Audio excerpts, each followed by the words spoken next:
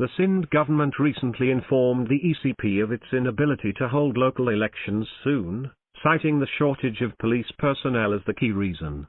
In the same vein, amendments to the Sindh Local Government Act were deliberated in the provincial cabinet. The amendments propose that the Karachi Mayor become the chair of the Sindh Solid Waste Management Board and the Karachi Water and Sewerage Board, and lead the governing body of the Karachi Development Authority. But these would be cosmetic reforms. The provincial administration would still retain control of land allotment and development matters, housing, disaster management, urban transportation, law and order, building and zoning control, urban and regional planning, heritage, etc. No elected local tier will have oversight in these matters. The trust deficit between local political entities and the provincial administration, their competition for the control of development and management initiatives, and the absence of a meaningful dialogue explain this situation. With the exception of the Jamaat-e-Islami, no political party is actively demanding local elections or calling for resource allocations for local tiers or better local governance. Electoral success may be a means for the G to gain ground in other government tiers.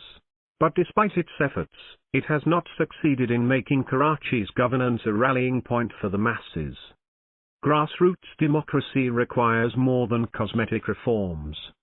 The MQM, which once styled itself as the sole arbiter of local government, LG, is reeling from internal crises. The PTI, with its electoral strength in Karachi, has failed to use its popularity to come up with an agenda for reform.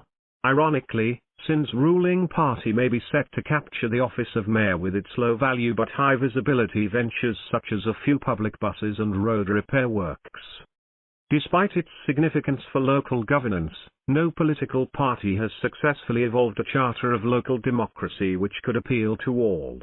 In its heyday, the MQM was tagged as the harbinger of LGs, but its focus remained on the urban areas. Interestingly, military dictatorships helped install elected LGs in the country, presumably to project their legitimacy. In other words, such LGs became a facade for democracy and enabled despotic regimes to establish basic engagement with the masses. Elected federal and provincial governments saw the LG tier as a competitor, not a collaborating arm. Each tier of government uses power and resources to show performance. High-visibility interventions become the battleground for showing progress, with legislators inaugurating street and road works, water supply projects and power supply lines, as well as distributing relief goods to publicly project performance. It is ironic that MNAs, MPAs and senators receive development grants to spend on very rudimentary municipal tasks. One needs to rationalize the role of various tiers of government and also question the allocation of development funds to legislators.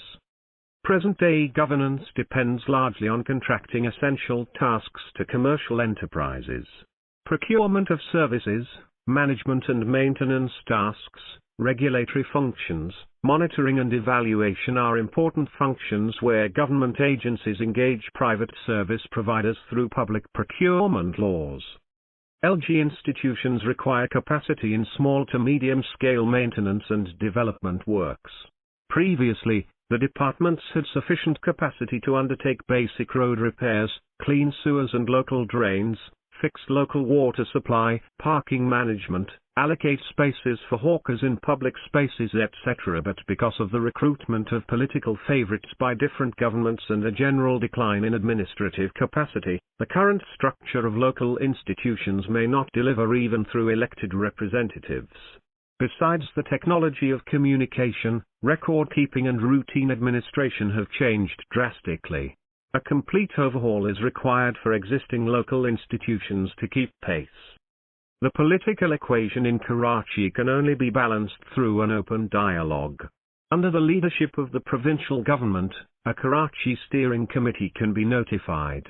Such a body is recommended in almost all Karachi development plans and can include elected provincial assembly representatives, preferably from various political parties, chief executives of service delivery agencies, academia, civil society, media and autonomous agencies.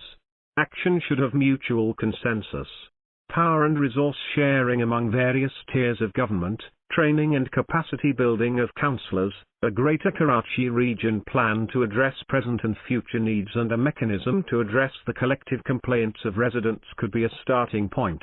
Many of these issues are vital not only for LGs but also the provincial and federal administrations. The writer is an academic and researcher based in Karachi. Published in Dawn, November 5, 2022.